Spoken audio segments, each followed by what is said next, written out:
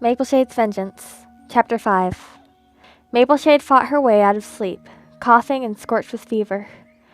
Where am I? She struggled out of her prickly nest and looked around.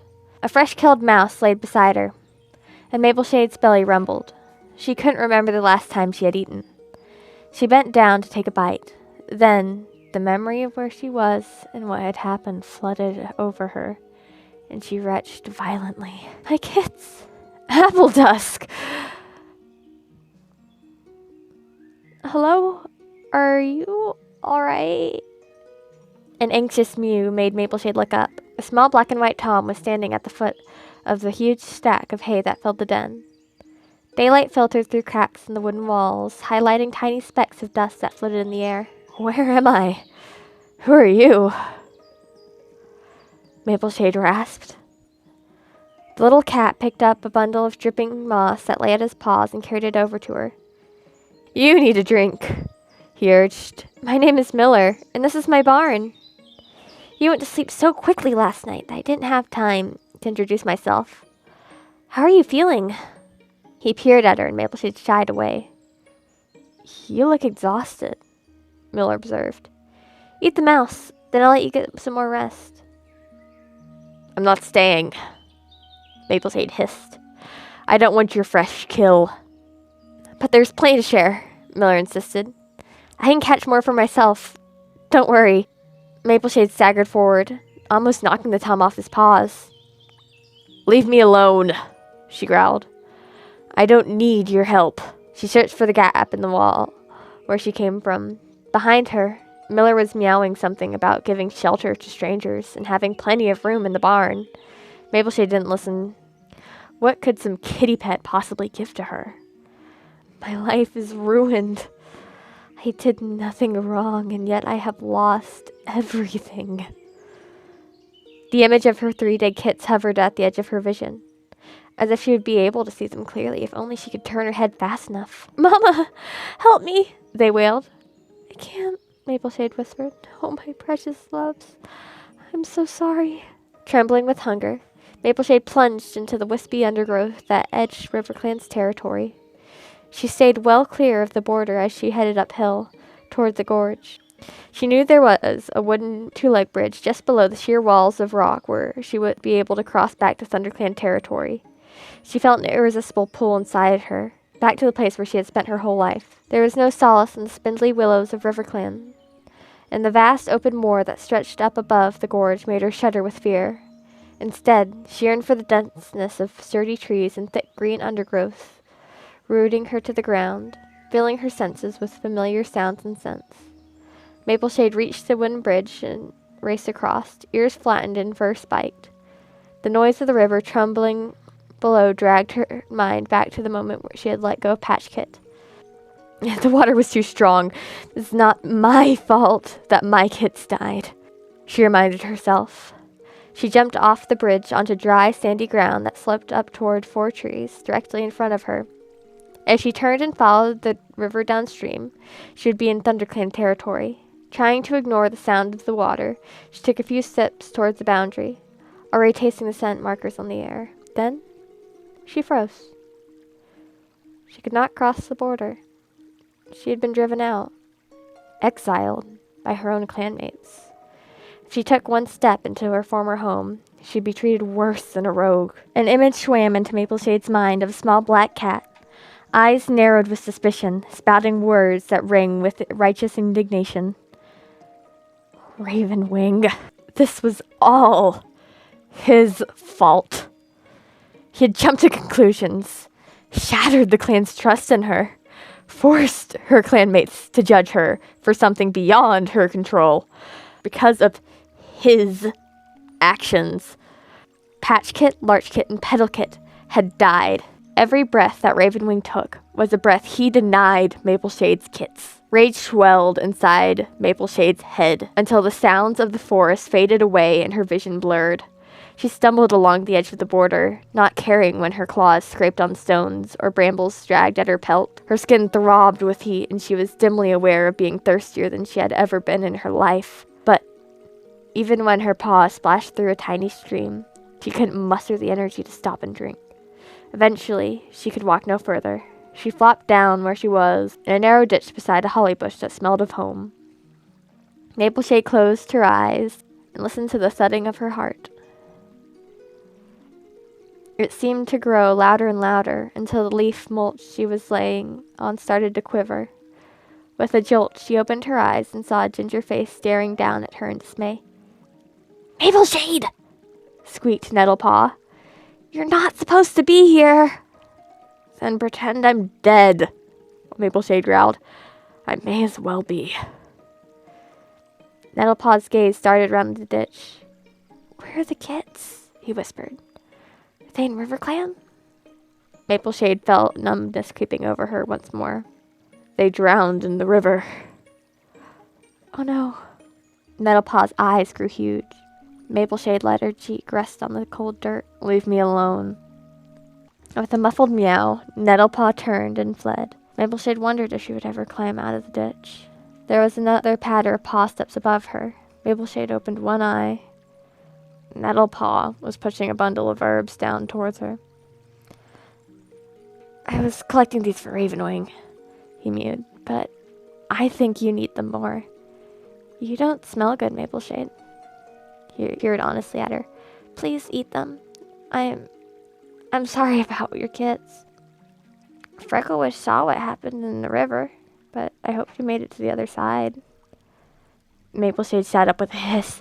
"Frecklewish was watching?" The apprentice looked scared. Yes, she followed you to make sure you left. She said you fell off the stepping stones." "And she did nothing?" she rasped. "Those kids were helpless. How could she watch them drown?" Nettlepaw started to back away. "I don't know. She must have thought they were okay. She said there were RiverClan cats on the far shore."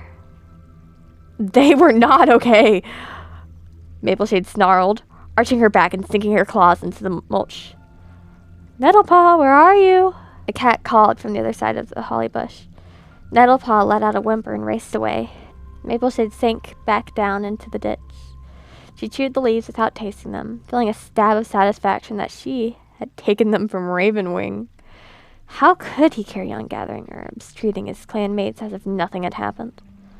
Mapleshade burned with the need to see him, to make him regret spilling the secret that was hers and hers alone.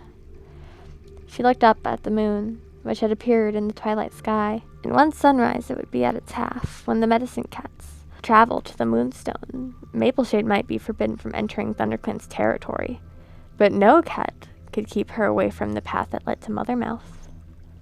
Ravenwing would be alone on his journey, unprotected by warriors who were stupid enough to listen to his accusations and doom-mongering. She felt the herbs working inside her, restoring strength to her legs. With a grunt, she jumped out of the ditch and started trotting away from the border, into the bramble thickets that encircled the hollow at 4 trees. It wasn't safe to stay so close to ThunderClan, not when patrols might be looking out for her.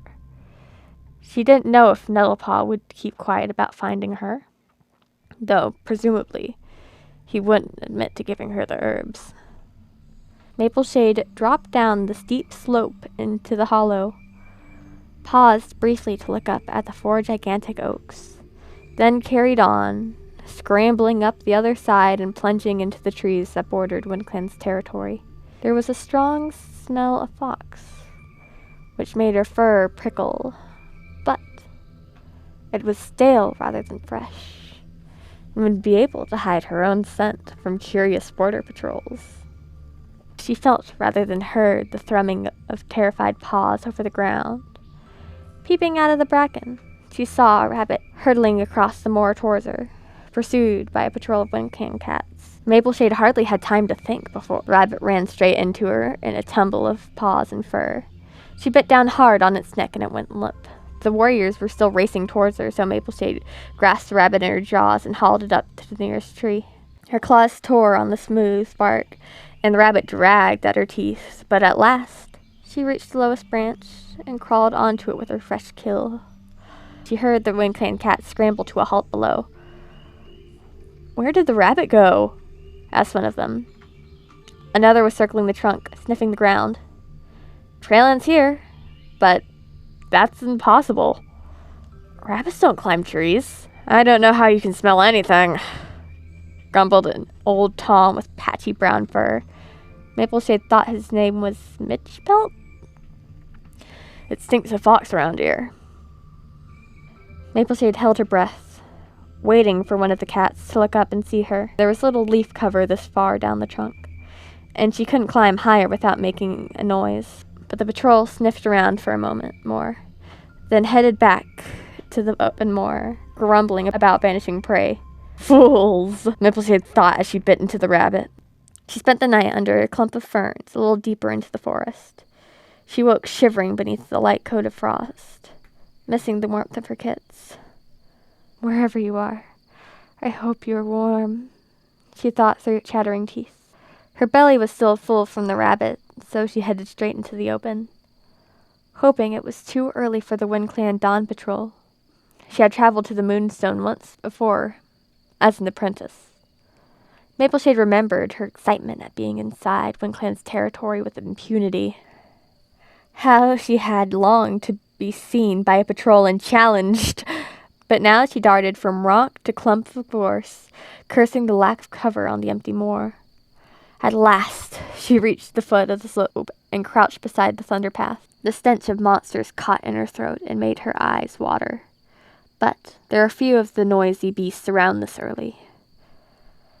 She only had to wait a few moments before silence fell heavily in the valley, and she was able to dart across the hard black stone. On the other side, she plunged through the long, soft grass and into a hedge. She recalled passing a two-legged den, with cows and a dark, hay-scented barn where she and the other apprentices had paused to hunt. She decided to stay well clear this time, in case she ran into any of the other medicine cats traveling early to the Moonstone. After crossing a broad expanse of grass and passing through another hedge, Mapleshade saw dark brown tops of some two-legged dens that looked like the barn. She swerved to the far side of the next stretch of grass and trotted through a row of trees to where the ground started to slope steeply up. Tilting her head, she stared at the jagged rocks that marked the top of the ridge.